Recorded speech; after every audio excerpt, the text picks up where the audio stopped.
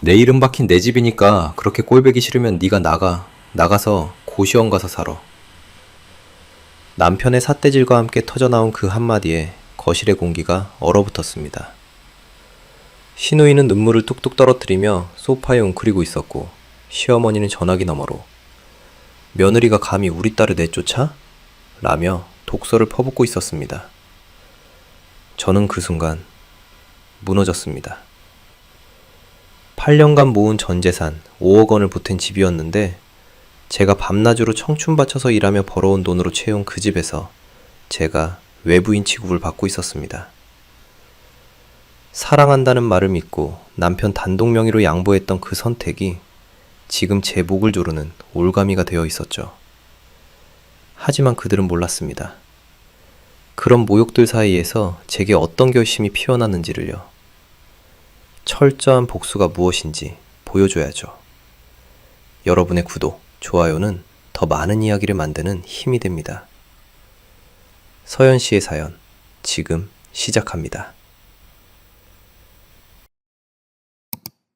안녕하세요. 저는 이서연이라고 합니다. 올해 34살이고 IT 스타트업에서 기획팀장으로 일하고 있어요.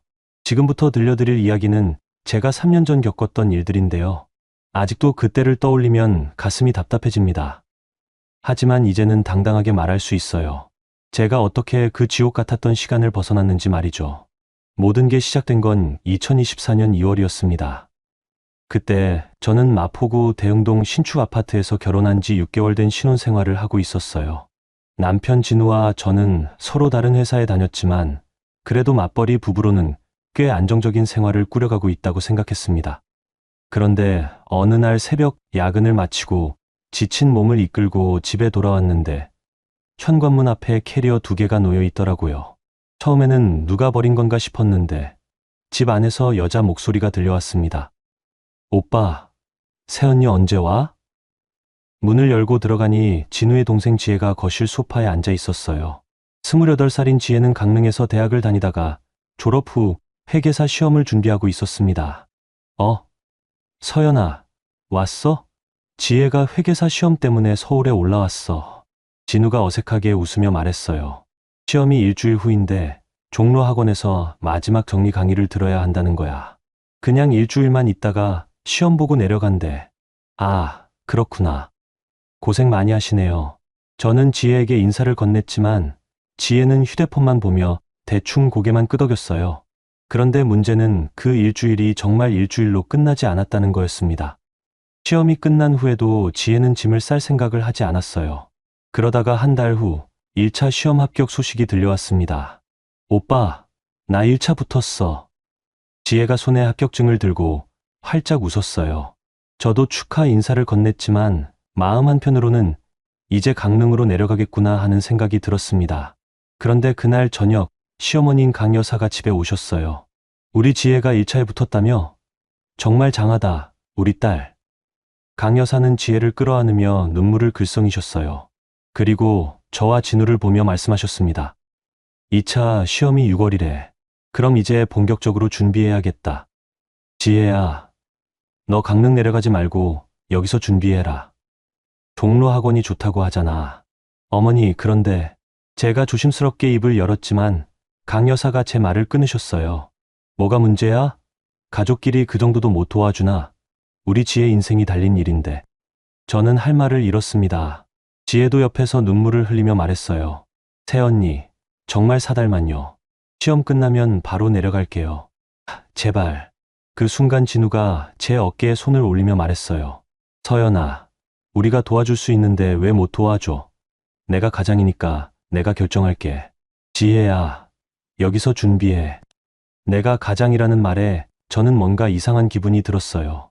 물론 진우가 남편이고 집안의 의사결정에 있어 중요한 역할을 하는 건 맞지만 저도 이 집에 살고 있는 사람인데 제 의견은 전혀 물어보지 않는다는 게 섭섭했습니다. 하지만 저는 그때만 해도 가족이니까, 사랑하니까 참아야 한다고 생각했어요. 알겠어요. 지혜 씨, 시험 준비 화이팅 하세요. 제가 억지로 웃으며 말하자 지혜가 처음으로 제게 밝게 웃어 보였어요. 고마워요, 새언니. 정말 열심히 할게요. 그날 밤 저는 침대에 누워 천장을 바라보며 생각했습니다. 4달. 길지 않은 시간이니까 잘 지내보자고 다짐했어요.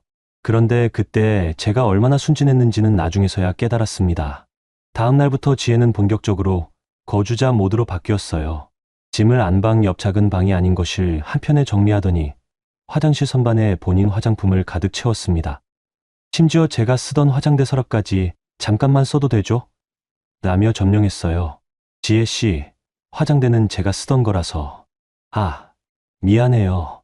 그런데 제 방엔 화장대가 없어서요. 잠깐만 써도 될까요? 지혜가 미안한 표정을 지으며 말했는데 거절하기가 어려웠어요. 네, 시험 끝날 때까지만요. 제가 양보하자 지혜는 고마워요. 라며 환하게 웃었습니다. 하지만 그 웃음 뒤에 뭔가 계산적인 느낌이 스며 있다는 걸 그때는 몰랐어요. 일주일이 지나고 2주가 지나고 한 달이 지났습니다. 지혜의 존재감은 점점 커져만 갔어요. 아침에는 제가 출근 준비를 하는 동안 화장실을 30분씩 점령했고 저녁에는 거실에서 드라마를 보느라 TV 리모컨을 독차지했습니다. 그러던 어느 날 제가 야근을 마치고 새벽 1시에 집에 들어갔는데 거실에서 희한한 냄새가 났어요. 불을 켜보니 지혜가 친구들과 술을 마신 흔적이 곳곳에 있었습니다. 테이블 위에는 치킨 뼈다귀와 빈 소주병들이 널려 있었고 소파에는 얼룩이 몇 개 생겨 있었어요. 다음 날 아침 저는 지혜에게 조심스럽게 말했습니다. 지혜 씨, 어젯밤에 친구들이랑 술 드셨죠? 시험 준비하시는데 괜찮으세요? 아, 스트레스 받아서 잠깐 풀었어요. 괜찮아요. 새언니는 신경 쓰지 마세요. 지혜의 대답은 싸늘했어요. 마치 제가 참견하지 말라는 듯한 톤이었습니다. 그날 저녁 진우에게 이 일을 말했더니 진우는 이렇게 대답했어요. 스트레스 쌓이겠네. 시험 준비하는 애한테 너무 엄하게 굴지 마. 그 정도는 이해해줘야지. 저는 그 순간 깨달았습니다. 이 집에서 저는 불편함을 참아야 하는 사람이고 지혜는 배려받아야 하는 사람이라는 걸 말이에요. 하지만 그때만 해도 4달만 참으면 된다고 생각했습니다. 제가 얼마나 잘못 판단했는지는 시간이 지나면서 점점 분명해졌어요. 일주일짜리 캐리어가 1년이 되던 그 시점에 저는 처음으로 내 집인데 왜 나만 조심해야 하지? 라는 생각을 하게 되었습니다. 3월이 되면서 지혜의 시험 준비 생활은 더욱 대담해졌습니다. 1차 합격의 자신감에서였을까요? 지혜는 이제 저에게 굳이 양해를 구하지도 않았어요. 어느 날 아침 저는 출근하기 전에 화장을 하려고 화장대에 앉았는데 제 파운데이션이 거의 다 떨어져 있더라고요. 분명히 사흘 전에는 반 이상 남아 있었는데 말이에요. 지혜 씨, 혹시 제 파운데이션 쓰셨나요? 지혜는 이불을 뒤집어 쓰고 누워 있다가 대답했어요. 아, 그거요? 제 파운데이션이랑 색깔이 비슷해서 살짝 발랐어요. 괜찮죠? 사실 그 제품이 좀 비싼 편이라서요. 아이고, 그럼 제가 돈 드릴게요. 얼마예요? 지혜가 무던하게 말했는데 정작 돈을 준 적은 한 번도 없었습니다. 제가 출근하고 난 후에도 지혜는 집에서 공부를 했어요. 그런데 점심시간에 급한 서류 때문에 잠깐 집에 들렀을 때 지혜는 거실에서 넷플릭스를 보고 있었습니다. 새언니, 왜 이 시간에? 급한 일이 있어서요. 공부는 안 하세요? 점심 먹고 쉬는 시간이에요. 하하. 지혜는 별일 아니라는 듯 웃었지만 저는 뭔가 이상했어요. 6월 시험을 준비한다던 사람이 너무 여유로워 보였거든요. 그런데 정말 충격적인 건 그 주말에 생활비 통장을 확인했을 때였습니다. 저희 부부는 각자 월급을 공통통장에 넣어 생활비로 쓰고 있었는데 3월 한 달 동안 평소보다 30만 원이 더 나가 있었어요. 내역을 자세히 보니 용돈이라는 항목으로 10만 원씩 3번 빠져나가 있더라고요. 그날 밤 진우에게 물어봤습니다. 여보, 통장에서 용돈으로 빠진 30만 원은 뭐예요? 아, 그거? 지혜가 학원비랑 교재비 필요하다고 해서 줬어. 그런데 왜 저한테는 말 안 했어요? 뭘 그런 걸 다 말해. 내가 벌잖아. 그 정도야 뭐. 내가 벌잖아. 그 말이 제 가슴에 박혔습니다. 제가 버는 돈이니까 제 허락 없이 써도 된다는 건가요? 그래도 공동생활비인데. 에이, 그냥 넘어가. 가족한테 그 정도도 못 해줘? 진우는 저를 소심한 사람 취급하며 넘어갔어요. 하지만 저는 기분이 나빴습니다. 가족이라는 이유로 제 의견은 무시당하고 제가 번 돈은 당연히 쓸 수 있는 것처럼 취급받고 있었거든요. 4월이 되자 지혜의 행동은 더욱 대범해졌습니다. 제가 구입한 비싼 화장품들을 마음대로 쓰는 건 기본이고 심지어 제 옷장까지 뒤지기 시작했어요. 새언니, 이 블라우스 어디서 샀어요? 예쁘네요. 그거요? 백화점에서 샀는데 빌려줄 수 있어요? 친구 결혼식 할 때 입으려고요. 지혜가 제 새 블라우스를 만지며 말했을 때 저는 정말 싫다고 말하고 싶었어요. 그 옷은 제가 진우와의 기념일에 입으려고 특별히 산 거였거든요. 하지만 안 된다고 말할 용기가 나지 않았습니다. 왜냐하면 진우가 늘 가족인데 그 정도는 해줘야지라고 말했기 때문이에요. 네, 조심히 입으세요. 고마워요, 새언니. 지혜는 환하게 웃으며 제 옷을 가져갔지만 일주일 후 돌려받은 옷에는 얼룩이 묻어 있었어요. 지혜씨, 옷에 뭐가 묻었네요? 아, 미안해요. 와인을 쏟았나 봐요. 세탁소에 맡기면 괜찮을 거예요. 지혜는 미안해하는 기색 없이 말했고 정작 세탁소 비용을 준 건 저였습니다. 그런데 정말 황당한 건 그 다음이었어요. 지혜가 거실에서 친구들과 술 파티를 벌인 것도 모자라 제가 아끼던 위스키까지 마시고 있더라고요. 지혜씨, 그 위스키는? 아, 이거요? 맛있네요. 오빠가 괜찮다고 했어요. 그 순간 저는 정말 화가 났습니다. 그 위스키는 진우가 제게 생일 선물로 준 거였는데 진우가 지혜에게 마셔도 된다고 했다는 게 믿어지지 않았어요. 당장 진우에게 전화를 걸었습니다. 여보, 지혜가 제 위스키를 마시고 있는데 당신이 괜찮다고 했다는 게 맞아요? 아, 그거? 응, 그냥 좀 마시게 해줘. 스트레스 받는다고 하더라고. 그건 당신이 저한테 준 선물이잖아요. 뭘 그리 따지고 살아. 술 한 병 가지고. 전화기 너머로 들려오는 진우의 목소리에는 짜증이 묻어 있었어요. 마치 제가 너무 소심하고 인색한 사람인 것처럼 말하고 있었습니다. 그날 밤 저는 처음으로 가계부를 정리해봤어요. 지혜가 온 후 늘어난 생활비, 사라진 화장품들, 망가진 물건들. 계산해보니 100만 원이 넘는 피해가 있었습니다. 하지만 더 속상한 건 돈이 아니었어요. 제가 이 집에서 점점 투명인간이 되어가고 있다는 느낌이었습니다. 지혜는 이제 저를 보며 새언니, 밥 뭐예요? 라고 묻기 시작했어요. 마치 제가 지혜의 식사를 챙겨줘야 하는 사람인 것처럼 말이에요. 지혜 씨가 드시고 싶은 거 해서 드세요. 에이, 새언니가 요리 잘하잖아요. 저는 라면밖에 못 끓이는데. 지혜는 애교를 부리며 말했지만 저는 팀장으로 일하며 하루 10시간씩 회사에 있는 사람이었어요. 퇴근 후에 요리까지 해서 지혜를 챙겨줄 여유는 없었습니다. 그런데 제가 요리를 안 하면 진우가 시무룩해 했어요. 요즘 집에 사람이 많은데 밥상이 너무 소외되는 것 같아. 내가 밥도 해줘야 하는 거구나. 저는 그때 깨달았습니다. 이 집에서 저의 역할은 돈도 벌고 집안일도 하고 시누이 시중도 드는 거라는 걸 말이에요. 그런 생활이 한 달 더 지나면서 저는 점점 지쳐갔어요. 회사에서도 실수가 늘어났고 집에 오는 게 두려워지기 시작했습니다. 어느 날 새벽 야근을 마치고 집에 들어갔는데 거실이 또 엉망이었어요. 지혜와 친구들이 술파티를 벌인 흔적이 여기저기 있었고 제가 아끼던 쿠션은 와인으로 얼룩져 있었습니다. 그때 처음으로 화가 머리끝까지 치밀어 올랐어요. 하지만 동시에 무력감도 느꼈습니다. 뭘 해도 가족이잖아, 시험생이잖아 라는 말로 묻힐 게 뻔했거든요. 저는 그날부터 조용히 기록을 남기기 시작했습니다. 휴대폰 메모장에 지혜가 제 물건을 쓴 날짜, 생활비에서 빠져나간 돈, 집안이 엉망이 된 날들. 하나하나 적어두었어요. 왜 그랬는지는 저도 모르겠어요. 그냥 언젠가는 이 기록들이 필요할 것 같은 예감이 들었습니다. 5월이 다가오면서 지혜는 2차 시험이 한 달 남았다며 더욱 까칠해졌어요. 조금만 시끄러워도 공부하는 사람 배려 안 하냐며 짜증을 냈고 저는 집에서 숨죽이며 지내야 했습니다. 그런데 정말 아이러니한 건 지혜의 실제 공부량이었어요. 제가 우연히 확인한 바로는 지혜는 하루에 2에 3시간 정도만 책을 펼쳐놓고 있었고 나머지 시간에는 휴대폰을 보거나 드라마를 보거나 친구들과 놀았습니다. 정말 시험에 붙고 싶어하는 사람의 모습일까? 의구심이 들기 시작했지만 아직은 확신할 수 없었어요. 그러다가 5월 말 한 가지 사건이 일어났습니다. 지혜가 또다시 친구들과 술파티를 벌였는데 이번에는 새벽 3시까지 소음이 계속됐어요. 다음 날이 중요한 회의가 있는 날이었는데 잠을 못 이룬 저는 회의에서 발표를 망쳤습니다. 그날 저는 처음으로 지혜에게 정말 화를 냈어요. 지혜 씨, 시험이 얼마 안 남았는데 이렇게 노는 게 맞나요? 저도 일하는 사람인데 새벽까지 시끄럽게 하면 어떻게 해요?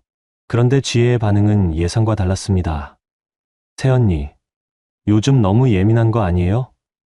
저도 스트레스 받아서 가끔 푸는 건데 그것도 이해 못 하시나요? 오히려 저를 예민하고 이기적인 사람으로 몰고 가더라고요. 시험 준비생한테 이해심이 없으시네요. 오빠한테 말씀드려야겠어요. 지혜는 그렇게 말하며 진우에게 전화를 걸었고 결국 그날 밤 저는 진우한테 혼이 났습니다. 서연아, 넌 왜 그렇게 속이 좁아? 지혜가 얼마나 힘들겠어. 조금만 이해해줘. 그 순간 저는 깨달았어요. 이 집에서는 제가 아무리 합리적인 말을 해도 결국 이해심 없는 사람 취급을 받게 된다는 걸 말이에요. 그날 밤 저는 침대에 누워 생각했습니다. 이 상황이 언제까지 계속될까? 6월에 시험이 끝나면 정말 내려갈까? 하지만 마음 한편으로는 이미 답을 알고 있었어요. 지혜는 절대 내려가지 않을 거라는 걸 말이에요. 5월 말이 되면서 저에게는 심각한 변화가 찾아왔습니다. 아침에 일어날 때마다 가슴이 답답하고 출근길에 지하철을 타면 갑자기 숨이 막히는 느낌이 들었어요. 처음에는 단순한 피로라고 생각했는데 증상이 점점 심해졌습니다. 어느 날은 회의 중에 갑자기 심장이 빨리 뛰면서 식은땀이 흘렀어요. 동료들이 걱정스럽게 쳐다보는 가운데 저는 겨우 화장실로 피해서 진정할 수 있었습니다. 팀장님, 요즘 많이 힘들어 보이세요. 병원 한번 가보시는 게 어떨까요? 후배 직원이 조심스럽게 말했을 때 저는 더 이상 참을 수 없다는 걸 깨달았어요. 그래서 점심시간에 정신건강의학과를 찾아갔습니다. 증상을 보면 우울증 초기와 공황장애 전 단계로 보입니다. 최근에 큰 스트레스를 받으셨나요? 의사 선생님의 질문에 저는 잠시 망설였다가 집안 상황을 조심스럽게 말씀드렸어요. 가족 관계에서 오는 스트레스군요. 환경을 바꾸시거나 아니면 가족들과 솔직한 대화를 나눠보시는 것이 좋겠습니다. 일단 약물 치료를 병행해보죠. 진단서를 받고 집으로 돌아가는 길에 저는 복잡한 기분이었어요. 드디어 제 상태를 객관적으로 확인했지만 한편으로는 내가 정말 예민한 걸까 하는 생각도 들었습니다. 그날 저녁 저는 진우에게 병원에 다녀온 이야기를 했어요. 여보, 저 오늘 정신과에 다녀왔어요. 뭐? 정신과? 왜? 진우는 깜짝 놀라며 물었습니다. 요즘 너무 힘들어서요. 우울증하고 공황장애 전 단계래요. 저는 진단서를 보여주며 설명했어요. 진우가 걱정해 주거나 미안해할 줄 알았는데 반응이 예상과 달랐습니다. 그게 우리 때문이야? 회사 일이 힘들어서 그런 거 아냐? 요즘 야근도 많이 하고. 진우는 마치 자신과는 상관없는 일인 것처럼 말했어요. 아니에요. 의사 선생님이 가족 관계에서 오는 스트레스라고 하셨어요. 에이, 그런 소리 하지 마. 우리가 뭘 잘못했다고. 그냥 내가 요즘 예민해진 거야. 그때 마침 지혜가 거실에서 나왔어요. 새언니, 무슨 얘기예요? 지혜야, 서연이가 정신과에 다녀왔대. 스트레스 때문에. 진우가 마치 웃긴 일인 것처럼 말하자 지혜도 웃으며 끼어들었어요. 아, 새언니 요즘 정말 예민하더라니까요. 제가 조금만 소리 내도 화내시고 스트레스가 많으시나 봐요. 저는 그 순간 정말 기가 막혔어요.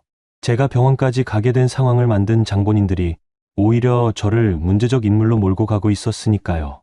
지혜 씨가 새벽까지 시끄럽게 해서 새언니, 그때 한 번이었잖아요. 그런 걸로 병원까지 가시다니. 지혜는 억울하다는 표정을 지었고 진우는 제게 눈치를 주며 말했어요. 서연아, 지혜 앞에서 그런 말 하지 마. 얘가 기분 나빠하잖아. 저는 할 말을 잃었습니다. 제가 아픈 것보다 지혜의 기분이 더 중요하다는 걸까요? 다음 날 더 충격적인 일이 기다리고 있었어요. 제가 출근한 사이에 시어머니인 강 여사가 집에 오셨더라고요. 저녁에 집에 돌아가니 강 여사가 지혜와 함께 거실에 앉아 계셨습니다. 어머니, 언제 오셨어요? 응, 지혜 얘기 들었어. 너 정신과에 다닌다며? 강 여사의 첫마디가 그거였어요. 인사도 없이 바로 본론으로 들어가시더라고요. 네, 요즘 힘들어서. 힘들긴 뭘 힘들어. 나이 30 넘어서 시집도 잘 왔는데. 우리 진우가 너한테 뭘 못해줬다고? 강 여사의 목소리에는 날카로움이 묻어 있었어요. 어머니, 그게 아니라. 그게 아니긴 뭐가 아니야. 우리 지혜가 시험 준비한다고 잠깐 있는데 그것도 못 참겠다는 거야? 저는 그제서야 깨달았어요. 지혜가 강 여사에게 제 이야기를 했구나. 그것도 자신에게 유리하게 각색해서 말이에요. 어머니, 사달이라고 하셨는데 벌써 3개월이 지났어요. 그리고 지혜 씨가 새벽까지 시끄럽게 해서, 야, 이 사람아. 갑자기 강 여사가 목소리를 높이셨어요. 시험 준비하는 애가 스트레스 받아서 가끔 친구들 만나는 것도 못하게 하겠다는 거야? 너는 대체 뭐가 그렇게 불만이야?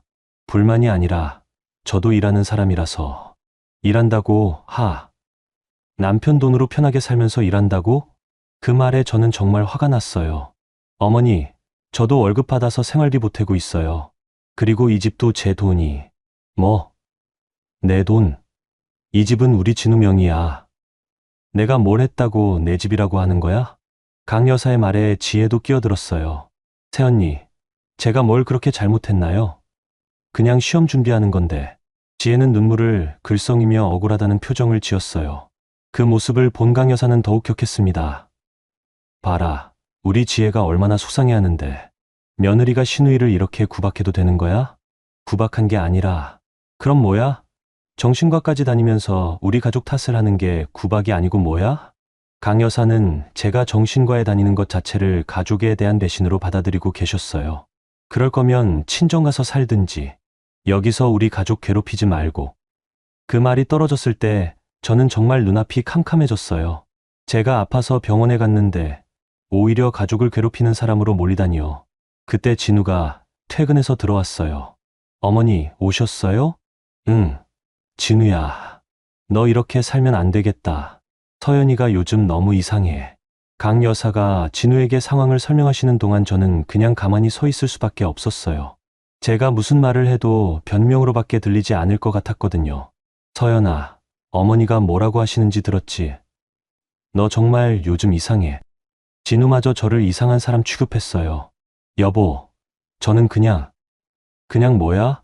가족들 때문에 정신과 다닌다고. 그게 말이 돼? 그날 밤 저는 침대에 누워 천장을 바라보며 생각했어요. 내가 정말 이상한 걸까? 내가 너무 예민한 걸까? 하지만 동시에 다른 생각도 들었어요. 내가 잘못한 게 없는데 왜 이렇게 괴로워해야 하지? 다음 날부터 집안 분위기는 더욱 차가워졌어요. 지혜는 저를 보며 스트레스 많이 받으시죠? 라며 비꼬듯 웃었고, 진우는 저를 피하기 시작했습니다. 어느 날 저녁 야근을 마치고 집에 들어갔는데 설거지가 산더미처럼 쌓여 있었어요. 지혜가 친구들과 집에서 요리를 해 먹은 흔적이었습니다. 지혜 씨, 설거지 좀 해주세요. 아, 새언니, 저 너무 피곤해서요. 시험 때문에 스트레스가. 그럼 진우 씨가 와서 하겠네요. 오빠는 회사 일로 피곤하잖아요. 새언니가 집에 있는 시간도 많고. 지혜의 논리는 황당했어요. 저도 풀타임으로 일하는데 집에 있는 시간이 많다니요. 하지만 더 황당한 건 진우의 반응이었어요. 서연아, 그냥 내가 해. 지혜는 시험 준비하느라 힘들고 나는 회사 일로 지쳐서 그래. 그 순간 저는 깨달았어요. 이 집에서 제 역할은 돈도 벌고 집안일도 하고 모든 사람을 챙기는 거구나.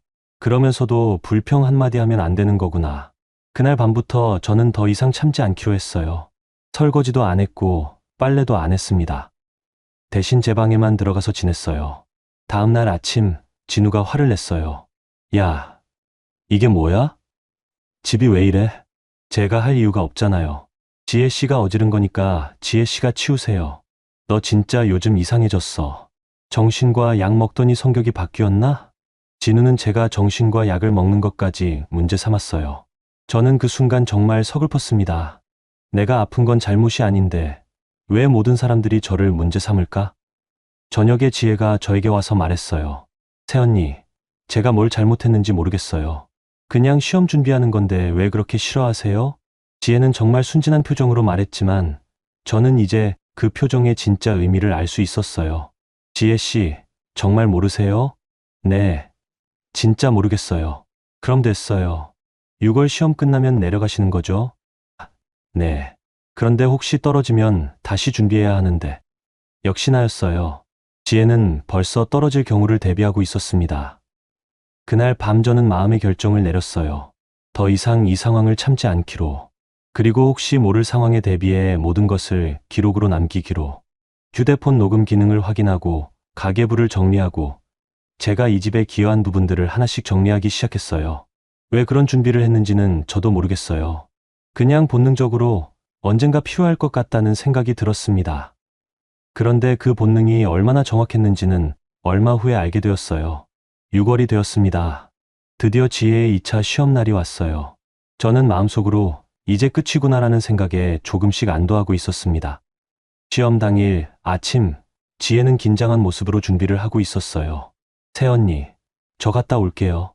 네. 시험 잘 보세요. 저는 진심으로 응원했어요. 시험에 붙든 떨어지든 이제 강릉으로 내려갈 거니까요. 그런데 시험을 보고 돌아온 지혜의 표정은 어두웠어요. 어떻게 본 것 같아? 진우가 물어보자 지혜는 고개를 저었습니다. 잘 못 본 것 같아요. 특히 마지막 문제가. 저는 속으로 떨어져도 괜찮다. 이제 내려가면 되니까 라고 생각했어요. 일주일 후 결과가 나왔습니다. 예상대로 지혜는 불합격이었어요. 지혜야, 괜찮다. 다음에 다시 준비하면 되지. 진우가 위로했고 저도 덩달아 위로의 말을 건넸습니다. 많이 아쉽겠지만 그래도 경험이 됐을 거예요. 그런데 그때 지혜가 눈물을 글썽이며 말했어요. 오빠, 저 다시 준비하고 싶어요. 그래, 당연하지. 내년에 다시 준비해. 그런데 강릉에서는 좋은 학원이 없어요. 서울에서 준비해야 할 것 같아요. 그 순간 저는 뭔가 불길한 예감이 들었어요. 그럼 서울의 원룸이라도 구해서. 제가 조심스럽게 말을 꺼냈는데 지혜가 울음을 터뜨렸습니다. 새언니, 제가 그런 돈이 어디 있어요? 집안 사정도 어려운데. 그럼 고시원이라도. 고시원은 너무 열악해서 공부가 안 될 것 같아요. 제발 여기서 1년만 더 있게 해주세요. 지혜는 눈물을 흘리며 애원했어요. 저는 그 순간 머리가 하얘졌습니다. 1년이요? 그건 너무. 새언니, 제발요. 저 정말 이번에는 열심히 할게요. 방해도 안 되게 조용히 있을게요. 하지만 저는 더 이상 참을 수 없었어요. 이미 4개월 동안 충분히 참았고 그 결과 병원까지 다니게 되었는데 1년을 더 참으라니요. 지혜 씨, 사실 고시원에 들어가서 준비하는 게 더 효율적일 것 같아요. 집에 있으면 유혹이 많으니까. 제가 최대한 완곡하게 말했는데 지혜가 더 큰 소리로 울기 시작했어요. 새언니가 정말 저를 싫어하시는구나. 처음부터 저를 내쫓고 싶어 했죠? 그게 아니라. 아니에요. 새언니는 저를 집에서 내쫓으려고 해요. 지혜는 히스테리를 부리며 울었고 그 소리를 들은 진우가 화를 내며 거실로 나왔어요. 야, 지금 뭔 소리야? 오빠, 새언니가 저를 내쫓으려고 해요. 지혜는 진우에게 매달리며 울었어요. 서연아, 지금 뭐 하는 거야? 진우가 저를 째려보며 말했습니다. 여보, 지혜 씨가 1년 더 있겠다고 해서. 그게 뭐 어때서? 1년 있으면 어떻고? 하지만 처음 약속은 사달이었잖아요. 약속이 뭐 그렇게 중요해? 가족인데. 진우의 목소리가 점점 커졌어요. 여보, 저도 이해하려고 노력했는데 너무 힘들어요. 그래서 병원까지. 또 그 소리야? 네가 예민한 거지. 우리가 뭘 잘못했어. 그때 지혜가 더 큰 소리로 울며 말했어요. 저 정말 어디 갈 데가 없어요. 제발 도와주세요. 저는 그 순간 정말 참을 수 없는 화가 치밀어 올랐어요. 지혜 씨, 정말 공부하고 싶으면 고시원에서라도 할 수 있잖아요. 왜 꼭 여기서? 서연아. 갑자기 진우가 저에게 고함을 질렀어요. 넌 대체 뭐야? 내 동생이 도움을 청하는데 왜 그렇게 매정하게 굴어? 매정한 게 아니라. 매정한 게 아니고 뭐야? 가족이 힘들다는데 외면하는 게 매정한 게 아니고? 진우는 저를 향해 손가락질을 하며 소리쳤어요. 여보, 손가락질은 하지 마세요. 손가락질. 이것도 못 참겠어? 그때 진우가 한 말이 저에게는 치명타였어요. 야, 이 집은 내 이름 박힌 내 집이야. 내가 내 동생 여기 있게 하겠다는데 내가 뭔데 반대해. 꼴 보기 싫으면 내가 나가. 그 순간 거실에 공기가 얼어붙었습니다. 저는 정말 믿을 수 없었어요.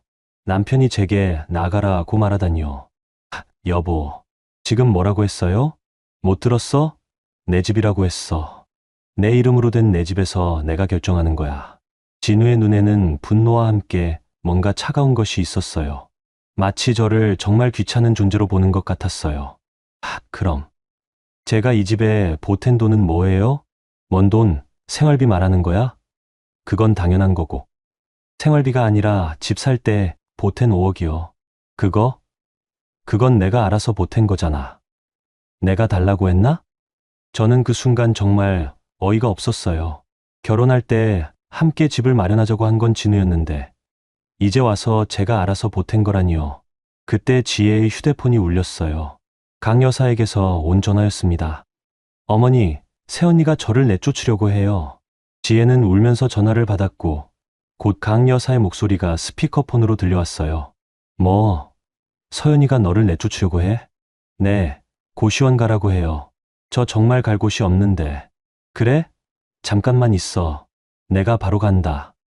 전화가 끊어지고 30분 후, 강 여사가 집에 도착하셨어요. 문을 열고 들어오시자마자 저를 보며 소리쳤습니다. 야, 서연아, 너 지금 뭐 하는 거야? 어머니, 저는, 닥쳐. 며느리가 감히 우리 딸을 내쫓아? 내가 뭔데? 강 여사의 폭언이 시작되었어요. 네가 이 집에 뭘 했다고? 우리 진우가 혼자서 다 해놓은 집이야. 어머니, 저도 돈을 보탰어요. 돈을 보탰다고? 시집와서 남편한테 기대 사는 주제에 무슨 돈을 보탰다는 거야? 제가 8년 동안 모은 돈으로. 8년. 그게 뭐 대단한 거라고? 우리 진우는 회사에서 인정받는 사람이야. 너 같은 스타트업 다니는 애가 뭘 안다고. 강 여사는 제가 다니는 회사까지 무시하며 계속 소리쳤어요. 그리고 우리 지혜가 뭘 잘못했어. 시험 준비하는 게 잘못이야? 잘못한 게 아니라 약속을 지켜달라는. 약속? 무슨 약속? 가족끼리 무슨 약속이 필요해? 너는 정말 가족이 뭔지도 모르는구나. 저는 그 순간 정말 무너질 것 같았어요.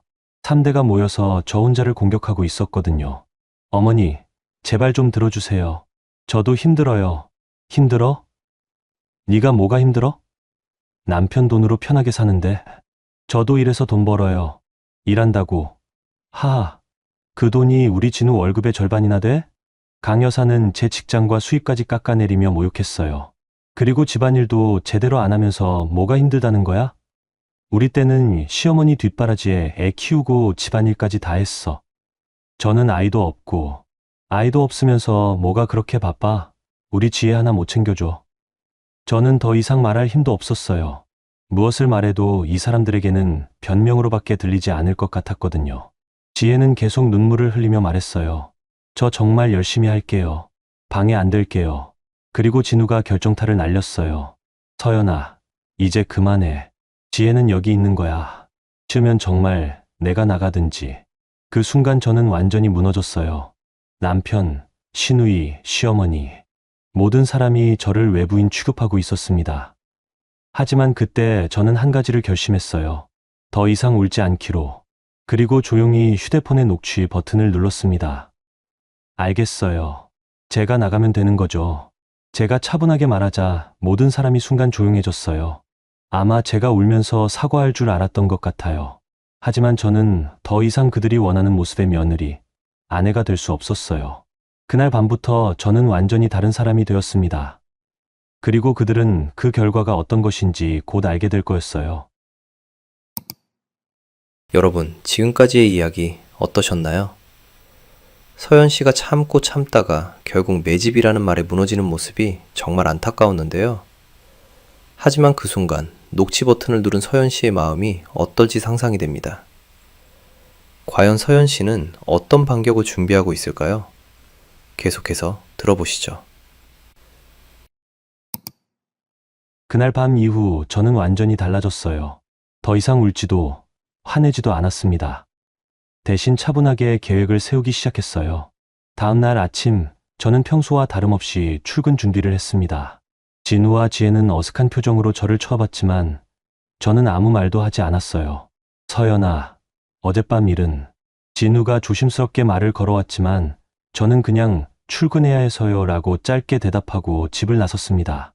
회사에 도착한 후 제가 가장 먼저 한 일은 법무팀의 서정호 과장을 찾아가는 것이었어요. 서 과장은 회사 내에서도 꼼꼼하고 원칙적인 분으로 유명했습니다. 팀장님, 갑자기 웬일이세요? 과장님, 개인적인 상담을 받을 수 있을까요? 급한 게 아니라 점심시간에. 네, 물론이죠. 점심시간이 되자 저는 서 과장과 함께 조용한 카페에 앉았어요. 사실 가정 문제 때문에 상담을 받고 싶어서요. 저는 지난 4개월간 있었던 일들을 차근차근 말씀드렸어요. 신우이의 무단거주, 생활비 침해, 시댁 가족들의 폭언까지. 그래서 어제 남편이 내 집이니까 내가 나가라고 했어요.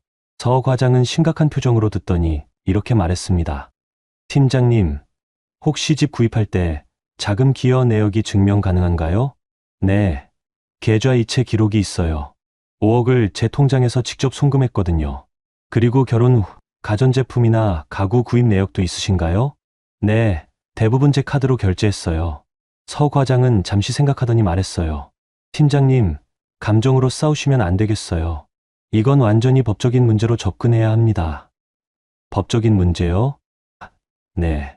일단 모든 기여분을 정리해서 증빙하시고 필요하다면 이혼 소송까지 염두에 두셔야 할 것 같아요.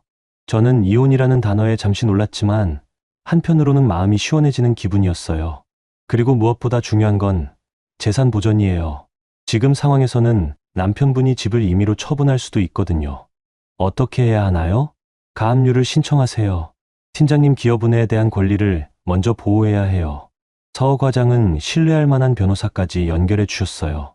그날 오후 저는 바로 변호사 사무실로 향했습니다. 5억 기여의 남편 단독 명의라. 전형적인 사례네요. 요즘 이런 케이스가 많아요.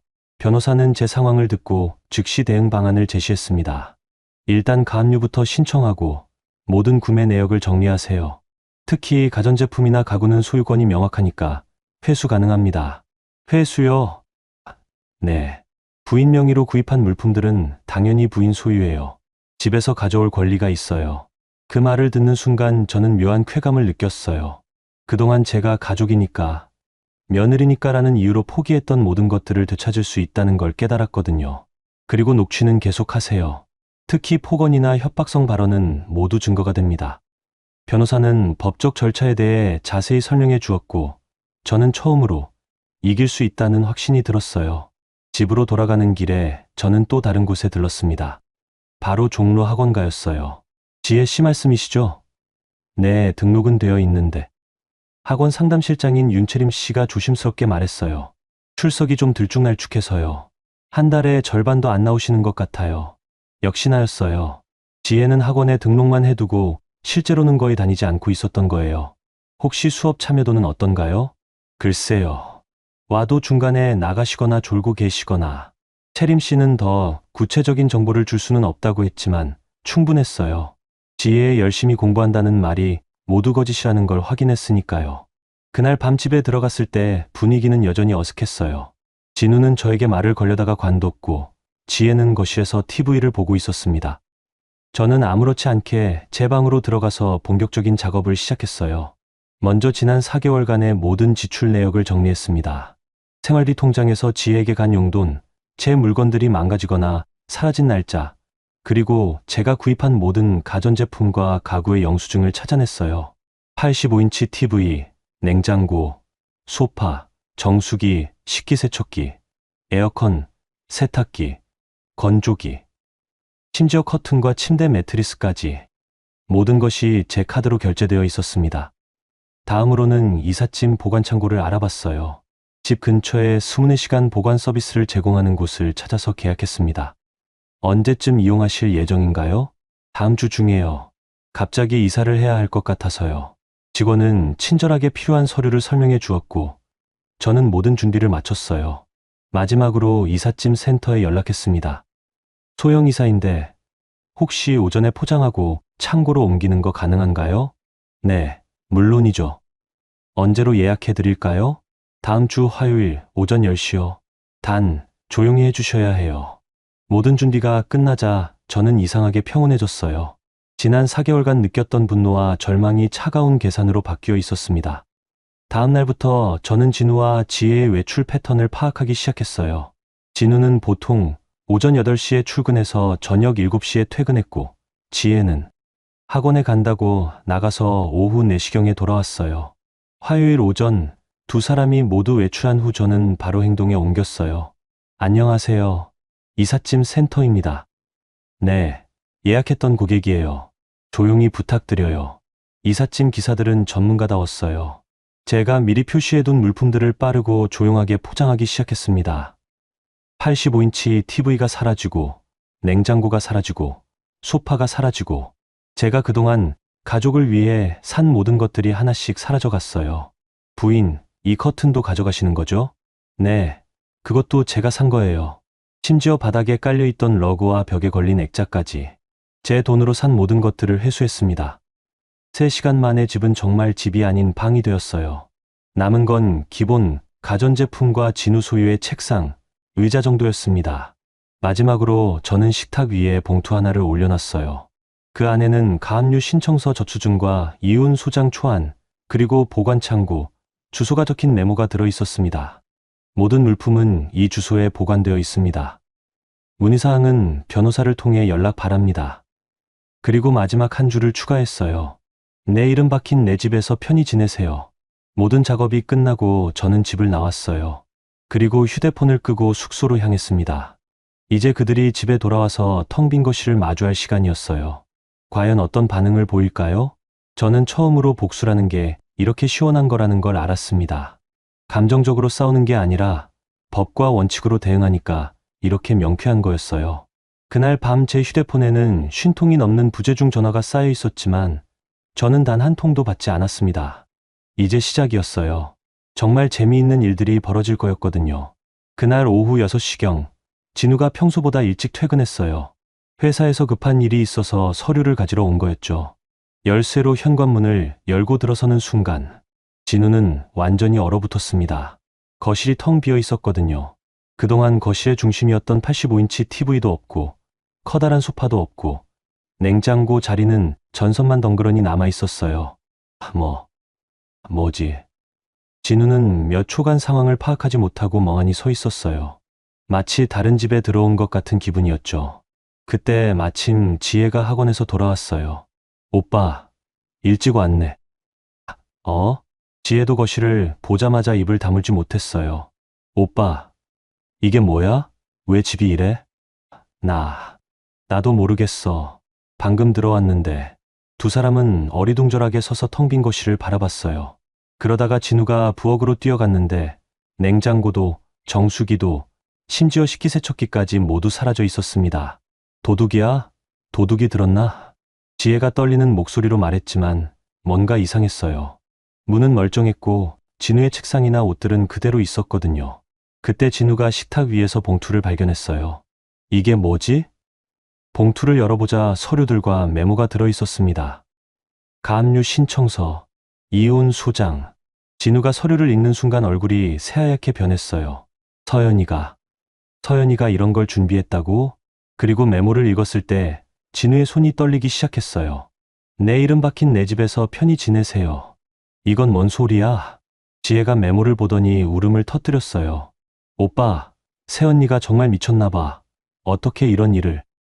하지만 진우는 점점 상황이 파악되기 시작했어요. 사라진 물건들의 목록을 보니 모두 서연이 구입한 것들이었거든요. 지혜야, 전화해봐. 서연이한테. 진우는 떨리는 손으로 제 번호를 눌렀지만 계속 통화 중이라는 메시지만 나왔어요. 받지 않아. 전화를 받지 않아. 오빠, 어떡해. 냉장고도 없고 TV도 없어. 오늘 밤 어떻게 자? 지혜는 패닉 상태였어요. 그동안 당연하게 여겼던 것들이 모두 사라지자 당황스러운 거였죠. 진우는 계속 제 번호로 전화를 걸었어요.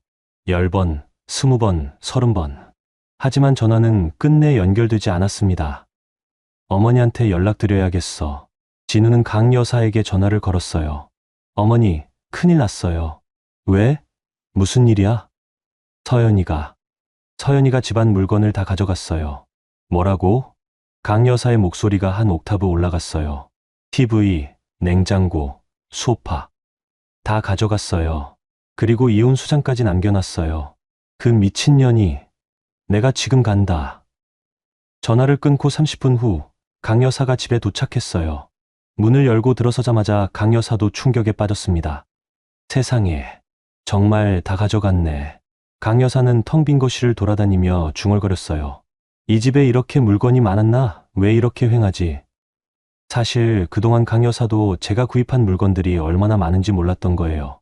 85인치 TV, 고급 소파, 냉장고, 정수기.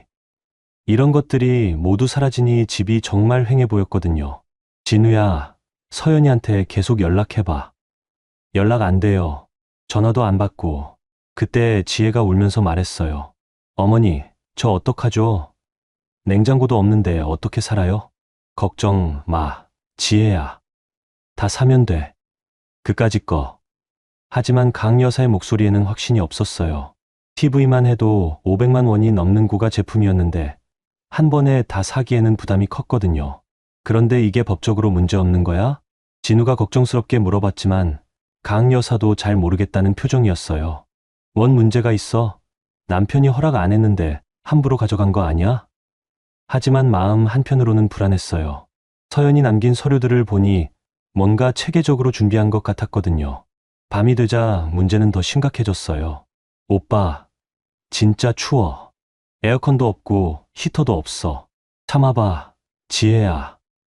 내일 뭔가 해결책을 찾을게. 하지만 진우도 막막했어요.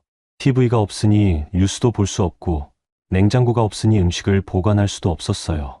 심지어 세탁기까지 없어서 빨래도 할 수 없었습니다. 이렇게 살 수는 없잖아. 뭔가 사야 해. 하지만 모든 걸 다시 사려면 최소 2천만 원은 필요했어요. 갑자기 그런 돈을 마련하기는 어려웠습니다. 다음 날 아침, 진우는 회사에 지각했어요. 알람시계 역할을 하던 TV가 없어서였죠. 팀장님, 왜 이렇게 늦으셨어요? 그냥 개인적인 일이 있어서 동료들의 시선이 부담스러웠어요. 어떻게 설명해야 할지 모르겠더라고요. 점심시간에 진우는 동료들과 이야기하다가 실수를 했어요. 요즘 집에 TV도 없어서 뉴스를 못 봐서. TV가 없어요? 고장났나요? 아니. 그게. 진우는 할 말을 잃었어요. 아내가 가져갔다고 말하기도 창피하고 그렇다고 거짓말을 하기도 어려웠거든요. 한편 지혜는 집에서 혼자 있으면서 점점 불안해졌어요. 냉장고가 없으니 음식을 보관할 수 없어서 매일 밖에서 사 먹어야 했고 세탁기가 없으니 빨래방에 가야 했어요. 이렇게 불편한 거였나? 그제서야 그동안 서연이 마련해 둔 것들이 얼마나 편리했는지 깨달았지만 이미 늦었어요. 저녁에 진우가 퇴근하자 지혜는 울면서 말했어요. 오빠, 저 이렇게 못 살겠어요. 너무 불편해요. 나도 그래. 냉장고라도 먼저 사야겠어. 그런데 돈은 어떻게 해요? 그때서야 진우는 심각한 문제를 깨달았어요. 그동안 가전제품 구입비를 모두 서연이 부담했는데 이제 자신이 직접 사야 한다는 걸 말이에요. 일단 카드로 사자. 나중에 생각하고. 하지만 마음은 편치 않았어요. 서연에게 연락도 안 되고 법적인 문제도 해결되지 않은 상황에서 새로 물건을 사는 게 맞는지 확신이 없었거든요. 그날 밤 진우는 침대에 누워 생각했어요. 서연이가 정말 이혼을 하려고 하는 건가? 아니면 그냥 화가 나서 그런 건가? 하지만 서연이 남긴 서류들을 보면 장난이 아닌 것 같았어요. 가압류 신청서부터 이혼 수장까지 체계적으로 준비한 흔적이 역력했거든요. 내가 너무 심했나? 그때서야 진우는 자신의 행동을 되돌아보기 시작했어요.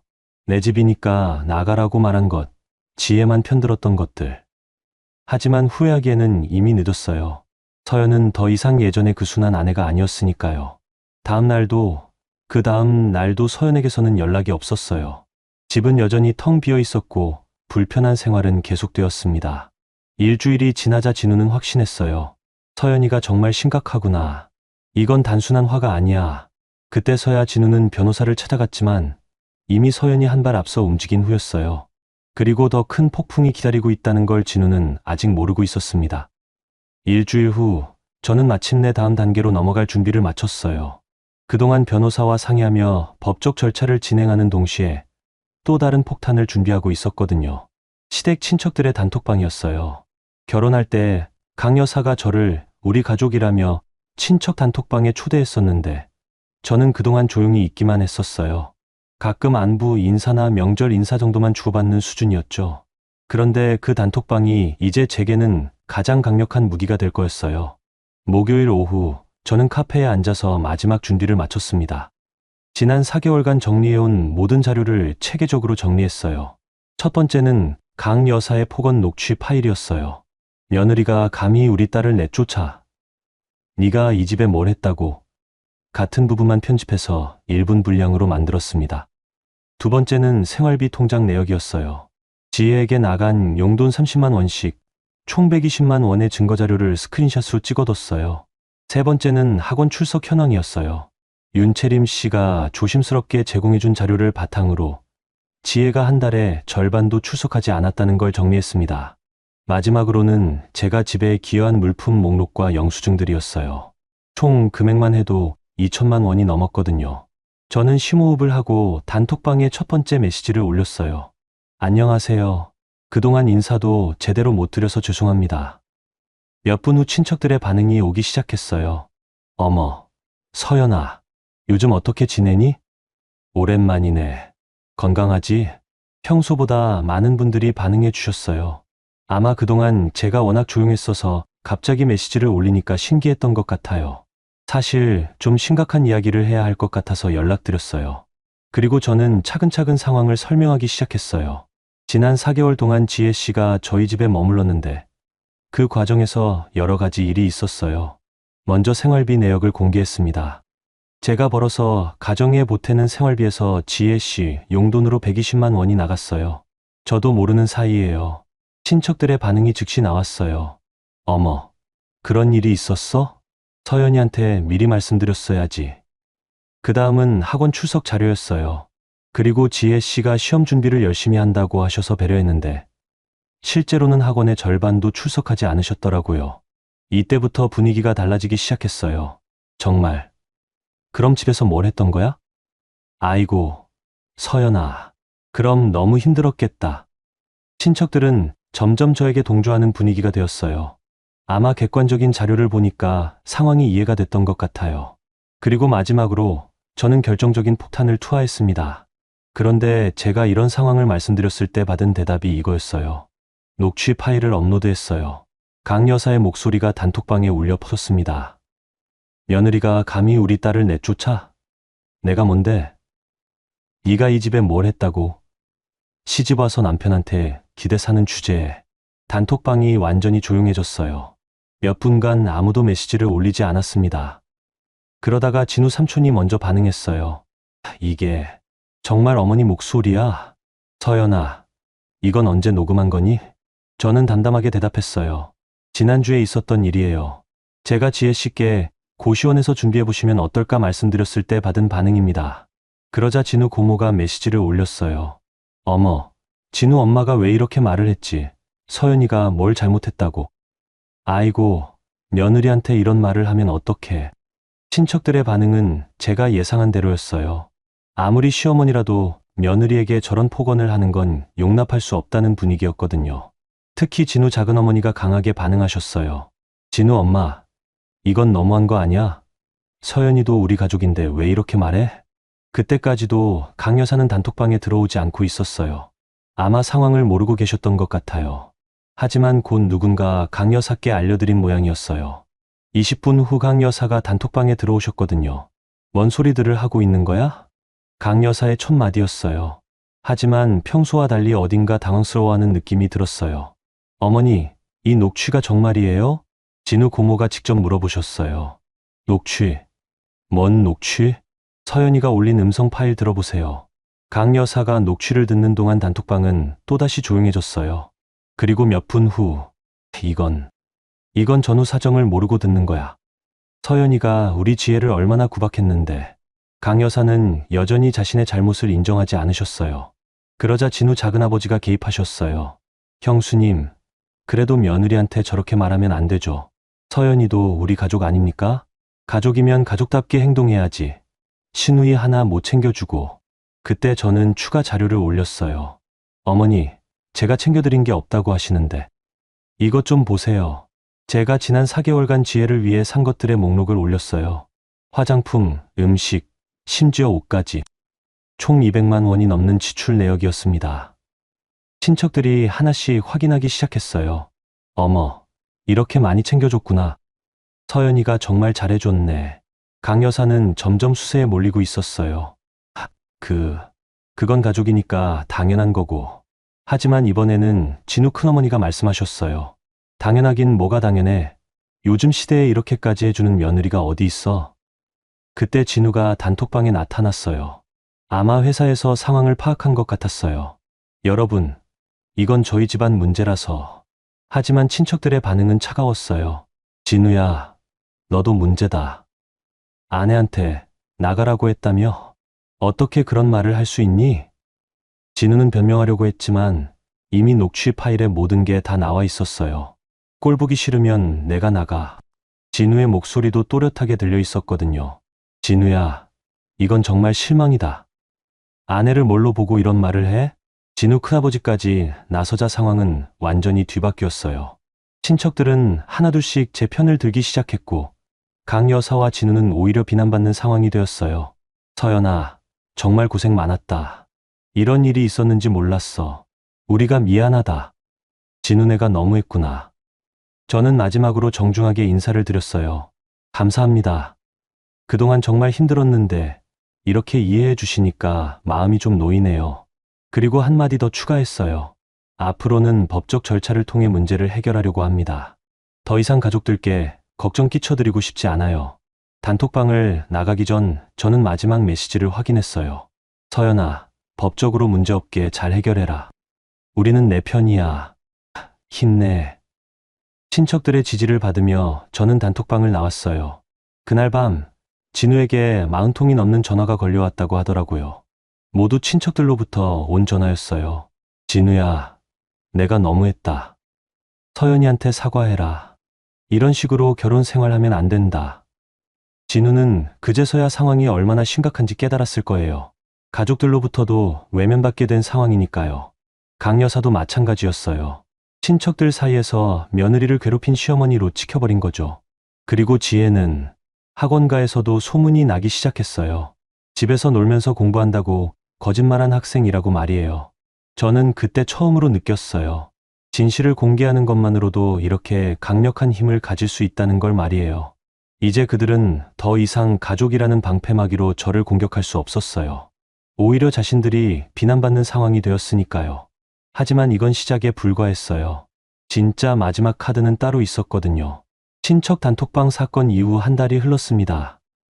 그동안 진우 측에서는 여러 번 합의를 시도했지만 저는 모든 제안을 거절했어요. 이미 법적 절차에 들어간 이상 끝까지 가보기로 마음먹었거든요. 2025년 1월 드디어 가정법원에서 첫 조정 기일이 열렸어요. 조정실에 들어서니 진우와 그의 변호사 그리고 강 여사까지 와 있었습니다. 지혜는 오지 않았어요. 아마 체면상 나오기 어려웠을 거예요. 조정위원이 양측의 주장을 들어보겠다고 하자 진우 측 변호사가 먼저 입을 열었어요. 저희는 이혼에는 동의하지만 재산 분할에 있어서는 이견이 있습니다. 주택이 남편 단독 명의인 점을 고려해 주시기 바랍니다. 그러자 제 변호사가 준비해온 자료를 제출했어요. 부인이 주택 구입에 5억을 기여했고 혼인 기간 중 가전제품과 가구 구입에도 2천만 원 이상을 지출했습니다. 또한 정신적 피해에 대한 위자료도 청구합니다. 조정위원이 자료를 검토하더니 진우 측에게 물었어요. 남편분, 부인의 기여분에 대해서는 어떻게 생각하시나요? 진우는 잠시 망설이다가 대답했어요. 기여한 건 인정하지만 혼인 파탄의 책임은 아내에게 있습니다. 그 말에 제 변호사가 즉시 반박했어요. 혼인 파탄의 책임이라고 하시는데 이것 좀 들어보시겠습니까? 제가 그동안 모아온 녹취 파일이 조정실에 흘러나왔어요. 내 이름 박힌 내 집이야. 꼴 보기 싫으면 내가 나가. 며느리가 감히 우리 딸을 내쫓아? 조정위원의 표정이 심각해졌어요. 이런 발언들이 혼인관계에 미친 영향이 상당해 보이는데요. 진우는 얼굴이 빨개지며 변명하려 했지만 녹취는 명확했어요. 남편분과 시어머님의 언행이 부인에게 정신적 고통을 주었다는 점은 분명해 보입니다. 조정위원은 진우 측에게 재산 분할과 위자료에 대한 합의를 권고했지만 진우는 끝까지 거부했어요. 조정이 성립되지 않았으므로 본격적인 재판으로 넘어가겠습니다. 첫 번째 재판이 열린 건 3월이었어요.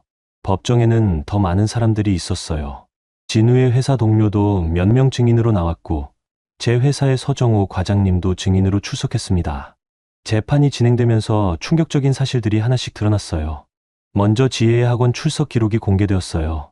4개월 동안 전체 수업의 30%만 참석했다는 게 명확하게 드러났죠.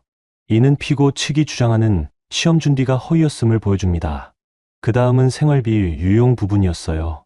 저희 공동 생활비에서 지혜에게 간 120만 원에 대해 진우는 가족이니까 당연하다고 주장했지만 재판부는 다르게 봤어요. 부인의 동의 없이 생활비를 다른 용도로 사용한 것은 부적절합니다. 가장 결정적인 순간은 진우가 직접 증언대에 선 때였어요. 피고는 내 이름 박힌 내 집이라고 발언한 것이 맞습니까? 네. 하지만 그건 화가 나서. 그럼 부인이 집 구입에 기여한 5억에 대해서는 어떻게 생각하십니까? 진우는 할 말을 잃었어요. 분명히 제 돈이 들어간 건 사실이었으니까요. 재판부는 또 다른 증거도 검토했어요. 제가 병원에서 받은 우울증과 공황장애 진단서였죠. 이 진단서에는 가족 관계 스트레스가 원인으로 기재되어 있습니다. 이는 피고 측의 행동이 원고에게 미친 영향을 보여줍니다. 재판이 거듭될수록 진우 측은 불리해졌어요. 객관적인 증거들이 너무 많았거든요. 특히 가은 여사의 폭언 녹취는 재판부에 강한 인상을 남겼어요. 시어머니의 이런 발언은 며느리에게 심각한 정신적 고통을 주었을 것으로 판단됩니다. 6월, 마침내 1심 판결이 나왔어요. 제3분할의 경우 원고가 주택 구입에 기여한 5억과 가전제품 구입 비용 등을 종합하여 6,040으로 분할하되 원고가 60%의 지분을 갖는다고 판단합니다. 진우의 얼굴이 새하얘졌어요. 집의 60%를 제가 가져간다는 건 사실상 집을 팔아야 한다는 뜻이었거든요. 또한 위자료로 5천만 원을 지급하라고 판결합니다. 재판부는 계속해서 판결문을 낭독했어요. 피고의 내 집이라는 발언과 시어머니의 폭언은 혼인관계를 파탄에 이르게 한 주요 원인으로 판단되며 진우는 항소를 하겠다고 했지만 변호사는 회의적이었어요. 1심에서 이 정도로 명확한 증거가 나왔는데 2심에서 뒤집히기는 어려울 것 같습니다. 결국 진우는 항소를 포기했어요. 더 이상 변호사비를 감당하기 어려웠던 것 같아요. 2025년 8월 판결이 확정되었어요. 집은 경매로 넘어갔습니다. 시장 가격 15억에 팔린 집에서 저는 9억을 가져갔어요. 대출금을 정리하고도 4억이 넘는 돈이 제 손에 들어왔습니다. 진우는 나머지 6억으로는 대출금과 변호사비를 정리하고 나니 손에 남은 게 거의 없었어요. 결국 인천 서구의 월세 빌라로 이사를 가야 했죠. 지혜는 더 처참했어요. 더 이상 시험 준비생이라는 보호막이 없어진 채 편의점 야간 알바를 하며 고시원을 전전하고 있다고 들었어요. 강 여사는 친척들 사이에서 완전히 고립되었어요. 며느리를 괴롭힌 시어머니라는 낙인이 찍혀서 명절 때도 자리가 어색하다고 하더라고요. 그리고 저는 2025년 9월 회사에 사직서를 냈어요. 지난 10년간 쉬지 않고 달려온 저에게는 휴식이 필요했거든요. 그동안 저를 위해 돈을 써본 적도 시간을 써본 적도 없다는 걸 깨달았어요. 팀장님, 정말 그만두시는 거예요? 후배들이 아쉬워했지만 저는 이미 마음을 정했어요. 응, 좀 쉬어야 할 것 같아. 그동안 너무 열심히만 살았던 것 같아서. 퇴직금과 재산분할로 받은 돈으로 저는 3개월간의 세계여행을 계획했어요. 10월, 인천공항에서 출발하는 비행기에 몸을 맡기며 저는 창밖을 바라봤어요. 처음으로 제 돈으로, 제 의지로 저만을 위한 시간을 갖는 거였어요. 이제 정말 자유구나. 비행기가 구름 위로 올라가면서 저는 깊게 숨을 들이마셨어요. 3년간 막혔던 숨통이 뚫리는 기분이었습니다. 그때 옆자리 승객이 물었어요. 여행이세요? 네. 인생 첫 혼자 여행이에요. 좋겠네요. 혼자 여행은 정말 특별하죠. 저는 미소를 지으며 대답했어요. 네, 정말 특별할 것 같아요. 처음으로 저만을 위한 시간이거든요. 창밖으로는 새하얀 구름들이 펼쳐져 있었고 그 위로 석양이 지고 있었어요. 저는 그 순간 확신했습니다. 이제야 제 인생이 진짜 시작되는 거라고 말이에요. 여러분, 오늘 서연 씨의 이야기 어떠셨어요? 처음에는 정말 답답했죠. 착한 사람이 당하기만 하는 모습을 보면서 왜 참기만 하지? 라는 생각이 들었을 텐데요. 하지만 서연 씨는 마지막에 정말 멋진 반격을 보여줬습니다. 감정적으로 싸우는 게 아니라 차근차근 증거를 모으고 법적 절차를 통해 정당한 권리를 찾아간 모습이 인상적이었어요. 특히 내 집이라는 말에 무너지는 것 같았지만 실제로는 그 순간부터 반격을 준비하고 있었던 거죠. 살면서 우리는 때로 가족이니까, 사랑하니까 라는 이유로 부당한 대우를 참아야 한다고 생각하곤 해요. 하지만 서연 씨의 이야기가 보여주는 건 아무리 가족이라 해도 서로 존중하고 배려해야 한다는 거예요. 그리고 무엇보다 자신의 권리를 정당하게 주장하는 것이 이기적인 게 아니라는 걸 깨닫게 해줍니다. 서연 씨가 마지막에 혼자 떠나는 여행은 단순한 승리가 아니라 자신을 되찾는 여정의 시작이었어요. 누구나 살아가면서 다양한 선택의 순간을 맞게 됩니다. 참을 것인지, 맞설 것인지, 그 선택이 우리의 인생을 결정하죠. 서연 씨처럼 용기 있는 선택을 할 수 있다면 우리도 진짜 자유로운 삶을 살 수 있을 거예요. 여러분의 삶에도 작은 위로와 지혜가 되었으면 좋겠습니다. 구독과 좋아요